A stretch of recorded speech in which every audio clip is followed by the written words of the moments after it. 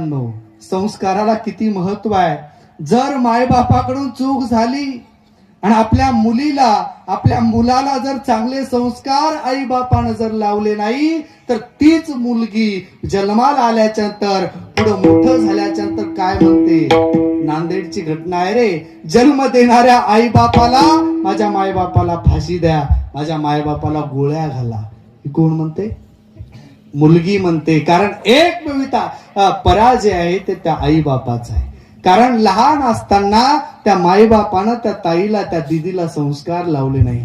चांगले जर संस्कार लावले असतील तर मायबापानं माझ्या पांडुरंगाची शपथ घेऊन सांगतो, कोणतीही माता माऊली कोणतीही मुलगी मरणार नाही, माझ्या आई बापाला फाशी द्या. कारण या इतिहासामध्ये आजपर्यंत या मुलांपेक्षा मुलींना आई बापाची काळजी घेतलेला इतिहास आहे. हे भारत देश आहे. आणि आज या कलियुगामध्ये या काळात संस्कार कमी पडलेत म्हणून माझी ताई माझी मुलगी आई बापाला फाशी द्या म्हणत आहे. म्हणून संस्कार महत्वाचे आहेत. संस्कार महत्वाचे आहेत. आता या पोरांकडे बघा, मायबापानं जो संस्कारी मुलगा आहे ना ते मायबापाचं नाव रोशन करते. जर एक तत्व संस्कार या नावाचा जर शब्द चुकला